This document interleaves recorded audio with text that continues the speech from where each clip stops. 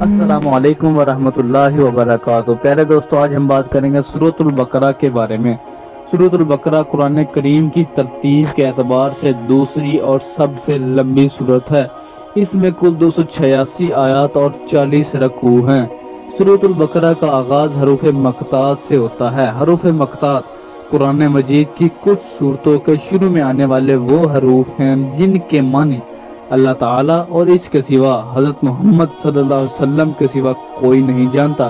پہلے دوستو، سورۃ البقرہ کے بارے میں بات کریں تو یہ 286 آیات پر مشتمل ہے، لیکن آج ہم اس کی ابتدائی 16 آیات کے بارے میں بات کریں گے۔ سورۃ البقرہ قرآن مجید کی سب سے بڑی اور اہم سورت ہے۔ یہ مدینہ منورہ میں نازل ہوئی اور اس سورت میں دین اسلام کے بنیادی اصول، ایمان کی حقیقت اور مسلمانوں کے لیے ہدایت موجود ہے۔ اس سورت کی ابتدائی 16 آیات میں اللہ تعالیٰ نے 3 طرح کے لوگوں کا ذکر کیا ہے۔ پہلے وہ لوگ جو ایمان رکھتے ہیں اللہ پر، یعنی سچے مومن ہیں۔ دوسرے وہ لوگ جو کافر ہیں، یعنی ایمان سے انکار کرنے والے۔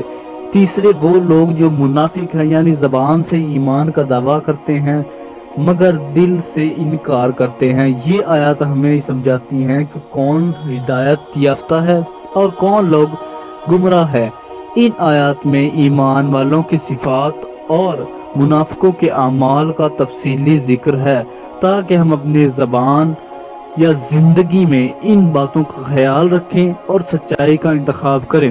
پہلے دوستو، مومنین، کافر اور منافق کے جاننے سے پہلے ہم یہ جانتے ہیں کہ آخر ان ابتدائی 16 آیات کی ابتدا کیوں ہوئی، ان کی نزول کی وجہ کیا تھی۔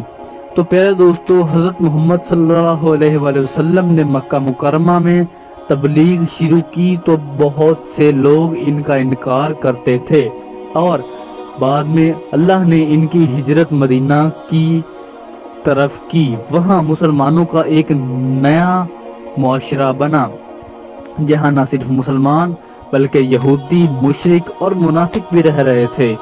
مسلمانوں کی درمیان یہ جاننا ضروری تھا کون سچا مومن ہے، کون ایمان سے انکار کرتا ہے اور کون منافق ہے جو صرف زبان سے ایمان ظاہر کرتا ہے مگر دل سے نہیں۔ مدینہ میں منافقین اور بعض دوسرے گروہ مسلمانوں میں فساد پھیلا رہے تھے، اس لیے اللہ تعالیٰ نے آیات نازل فرمائی تاکہ مسلمانوں کو ان سے خبردار کیا جا سکے۔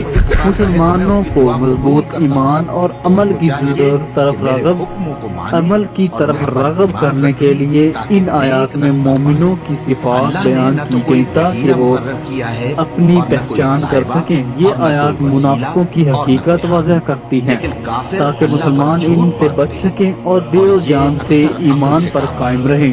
یا یوں کہا جا سکتا ہے کہ یہ آیات مسلمانوں کو ایمان کی حقیقت سمجھانے، ان کے ایمان کو مضبوط کرنے اور ان کے دشمنوں کو، خاص طور پر منافقوں کو، کی چالاکیوں سے خبردار کرنے کے لیے نازل ہوئی۔ یہ آیات اس لیے نازل ہوئی کہ نیا مسلمان معاشرہ مدینہ میں ایمان کی سچائی کو پہچانے، منافقوں اور کافروں کی اصل حقیقت جان لے اور اپنے ایمان کو مضبوط کرے، کیونکہ اس وقت بہت سے لوگ دکھاوے کی زبان استعمال کر رہے تھے اور مسلمانوں کے اندر فساد پھیلا رہے تھے۔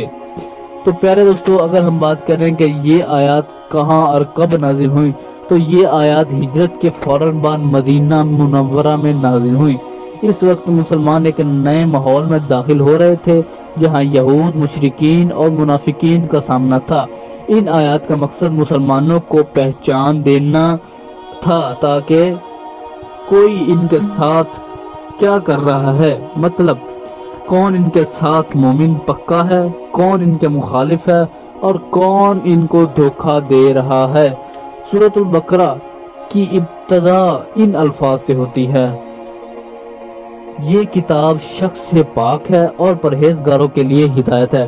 پیارے دوستو، مومنوں کے بارے میں بات کریں تو ان کی کچھ نشانیاں ہوتی ہیں، جیسا کہ وہ غیب پر ایمان لاتے ہیں، نماز قائم کرتے ہیں، اللہ کی راہ میں خرچ کرتے ہیں، قرآن اور پچھلی کتابوں پر ایمان رکھتے ہیں، آخرت پر یقین رکھتے ہیں، اور یہی لوگ کامیاب ہونے والے ہیں۔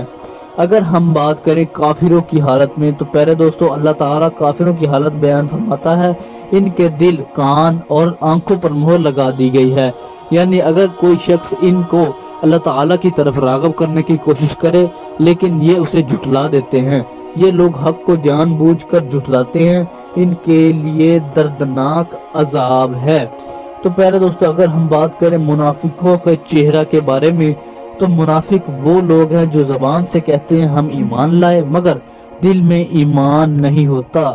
وہ اللہ اور ایمان والوں کو دھوکہ دینے کی کوشش کرتے ہیں لیکن خود کو دھوکہ دیتے ہیں۔ ان کے دلوں میں بیماری ہے اور اللہ ان کی بیماری بڑھا دیتا ہے۔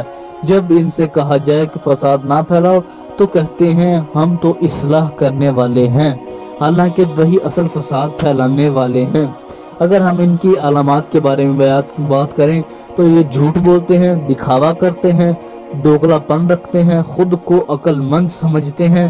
اللہ تعالیٰ فرماتا ہے یہ وہ لوگ ہیں جنہوں نے ہدایت کے بدلے گمراہی خریدی، ان کا سودا خسارے میں رہا۔